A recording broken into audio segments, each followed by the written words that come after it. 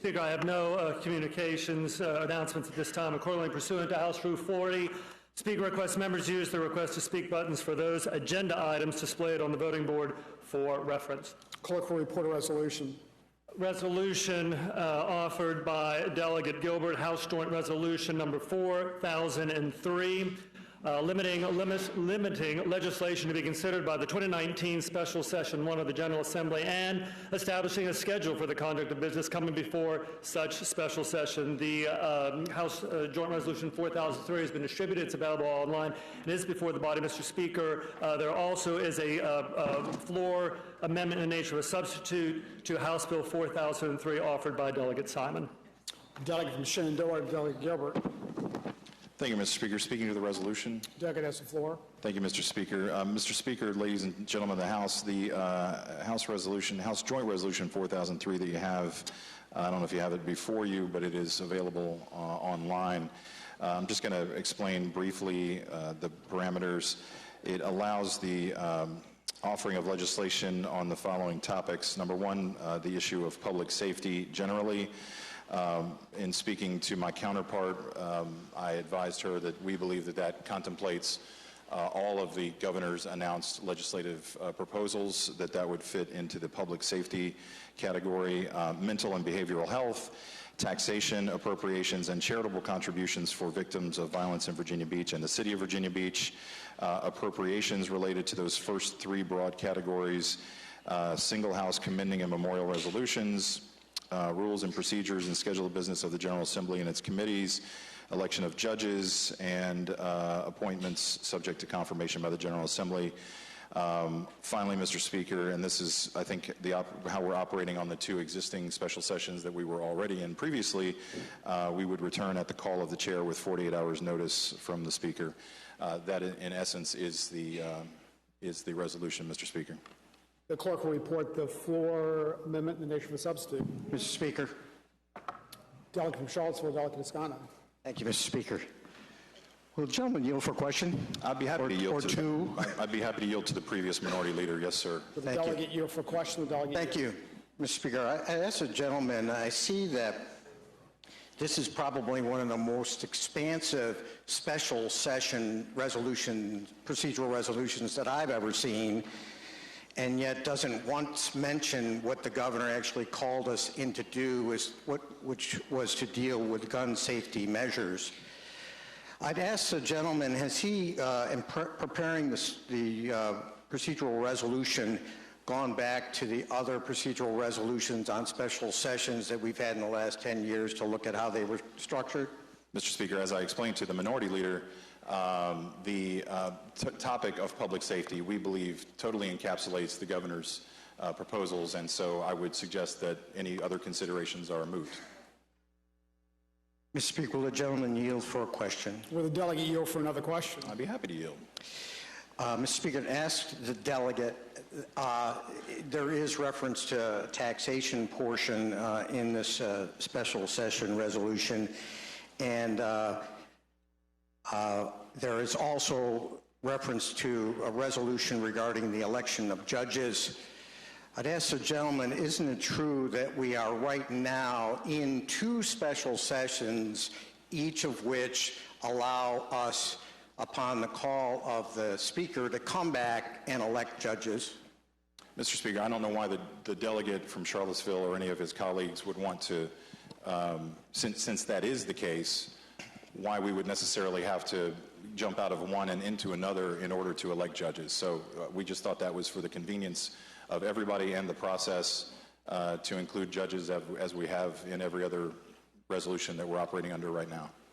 Mr. Speaker, will the gentleman yield, will the delegate yield for another question?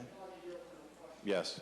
The delegate yields. Yes, Mr. Speaker. I'd ask the delegate, it's my understanding based on chatter that we're hearing in the session, in the chamber, that there really is no intention on electing judges as part of this special session.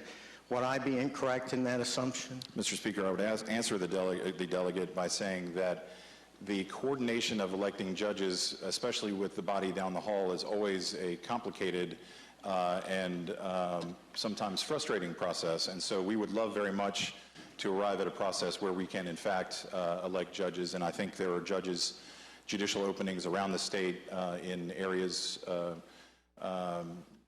that both sides of the aisle represent, that we need to fill those vacancies. And so we would love to work that out with the Senate, certainly.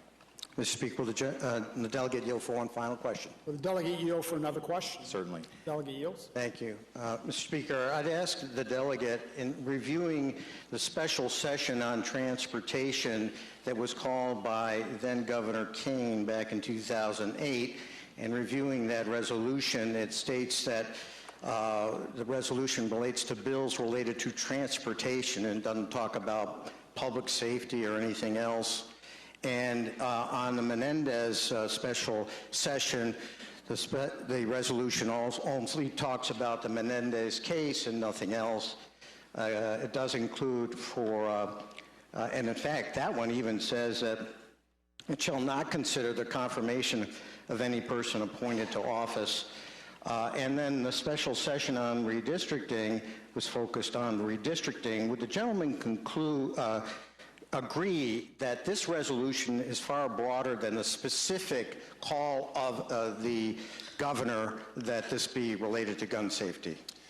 Mr. Speaker, I would answer the delegate by saying the delegate knows well at this point that the governor can call us into session for such purposes as he desires.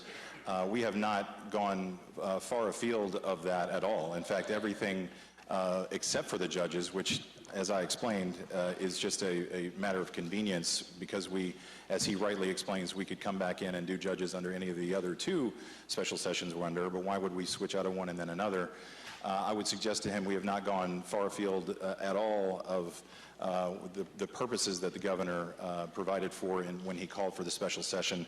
Everything in here is related to, at least could be related to what happened in Virginia Beach, which is in theory what prompted this special session, even though the governor has said otherwise as to whether any of this would have necessarily related to that at all.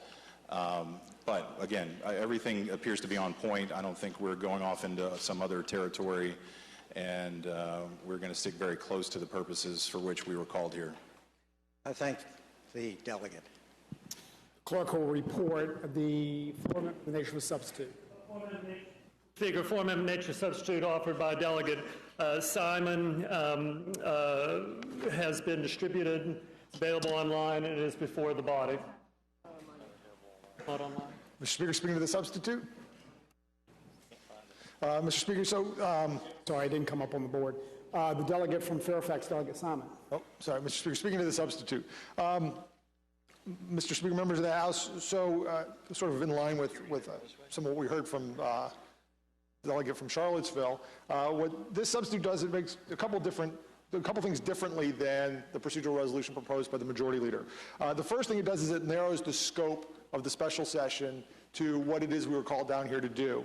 It says that no bill or resolution will be introduced except bills concerning possession, use, sale, purchase, transfer, or transport of firearms, firearms ammunition components, and bills related to regulation thereof. So it's focused on specifically gun violence prevention, gun safety measures, and that's, again, what we were brought here to do. This is a gun violence prevention special session. It's not an open session to do anything we want. And so it limits the scope there. It includes committee and memorial resolutions and bills requested by the governor. And then the second thing it does, which is, I think, very important, given the number of bills that we've seen drop just this morning, I think we're up to about 28 or 29 House bills on a variety of topics, is it sets up the rules of the road as far as timing goes. As most of you probably know, that these bills that have been introduced need to be referred to committees. Committees need their time to do their work. There needs to be an opportunity to come back to the floor and receive those committee reports. And I think what we all want is an opportunity to vote on the bills that have been introduced here on the floor, that all of us, all members of the House of Delegates, need to have an opportunity to vote on those bills. And so to accomplish that, we set up a schedule that backs up from a July 30th deadline to adjourn sine die. And the reason we go with July 30th, Mr. Speaker, members of the House, is these bills won't become effective under the Constitution until the first day of the fourth month following the last day of the month in which we adjourn. So we go from a July 30th adjournment date, so we set a time limit for ourselves to get this work done, and we work backwards from there. So we have a halfway point, which will be our crossover point. We would back up from that to have a deadline for committees to finish their work, just like we would in a regular session. And then we have a provision that we actually will have to come back here and meet as a body at those deadlines so that we have an opportunity to take action on what the committees have done. Or if the committees have done nothing, and this is really sort of the nugget behind all of this, if the committees have done nothing, we come back together as a body at those deadlines, and a motion for something like a discharge would be in order. So we have an opportunity as a body to make a decision as a group as to how we're going to act on all these bills that have been introduced. So I've seen some really excellent bills introduced from both sides of the aisle, bills from the other side of the aisle that I might be inclined to support and vote on. I want to make sure that we all have an opportunity to act on those bills. And that is essentially the difference, Mr. Speaker. Mr. Speaker, Delegate from Shenandoah, Delegate Gilbert. will Delegate Simon yield for a question? Delegate yield for a question. I'll yield. Delegate yields. Mr. Speaker, in looking at the text of Delegate Simon's amendment in the nature of a substitute, I would ask the delegate if it is, in fact, as it appears to be, the position of the House Democratic Caucus that they do not wish to provide for any financial relief for the victims of the Virginia Beach tragedy or for the city of Virginia Beach. Mr. Speaker, I would answer the gentleman that the reason we are assembled here today is to address issues relating to gun violence and gun violence prevention. There are certainly opportunities to address the needs of the members of the people of Virginia Beach and to provide financial relief when we come back to do our regular session in January through regular order of business. But our intention in introducing this very narrow scope is to only respond to the governor's call and be here for the reasons that the governor called us down for, which are to address the emergency of gun violence in the Commonwealth. Mr. Speaker, will the delegate yield for a further question? Will the delegate yield for another question? I'll yield. The delegate yields. Does the delegate agree that, yes, that is in fact the position of the Democratic Caucus, that they do not wish to provide for any financial relief for the victims of the Virginia Beach tragedy or for the city of Virginia Beach? Mr. Speaker, I would respond to the delegate that the reason that we are here and the position of the Democratic Caucus is that we are here in response to a call from the governor, a limited call which was to address the emergency of gun violence in the Commonwealth. Our resolution meets that call.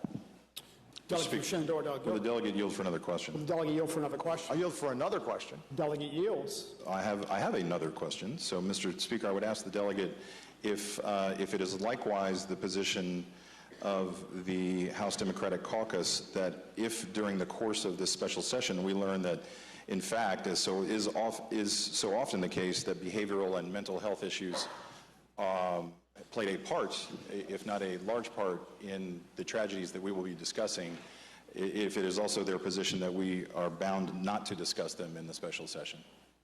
Mr. Speaker, I would respond to the gentleman that I think that the scope of this is to deal with issues that relate to possession, use, sale, purchase, and transport of firearms. If there's an issue of the nexus between people that are suffering from mental illness, at risk for suicide, and other things that have to do and relate to firearms, firearm possession, perhaps getting emergency protective orders for people in such situations, I think all those things would be in order. And of course, we have the fail-safe in here that if it's an obvious issue that we all think needs to be addressed, we have the issue of unanimous consent, which would allow pretty much any legislation to come in. Mr. Speaker, will the delegate yield for another question? Will the delegate yield for another question? Gentlemen, I'll yield.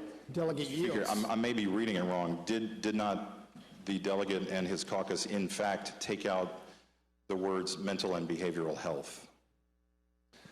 Mr. Speaker, the language that we've put in is different than what was in the original motion. We think that it is more suited to the governor's call, which is that we're here to vote on bills that will address the issue of the emergency of gun violence in the Commonwealth. I think I understand. I hope everyone else does too, Mr. Speaker. All those in favor of the floor substitute to 4003 shall say aye. Aye. All those opposed, no. No. The noes have it. That floor substitute is agreed to. Ayes and nays are called for. Shall the floor substitute to 403 be agreed to?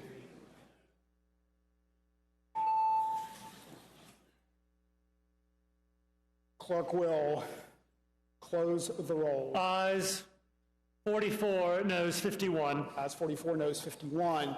The floor substitute is rejected.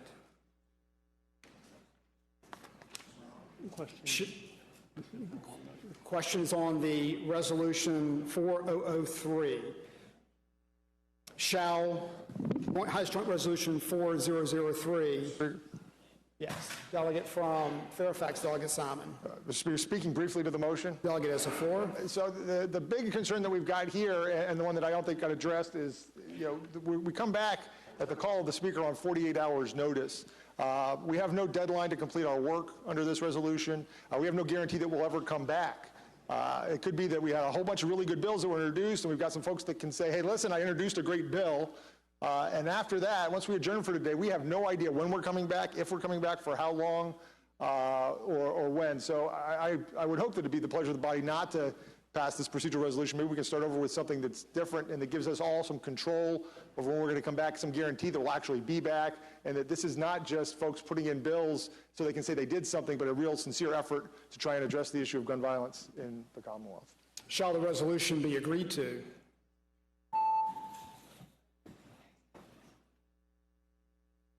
Clerk will close the roll. Ayes 81, noes 14. Ayes 81, noes 14. The resolution is agreed to. The delegate from Shenandoah, Delegate Gilbert, will communicate the action of the House of Delegates to the Senate and request its concurrence. And the House will be at ease. Yes.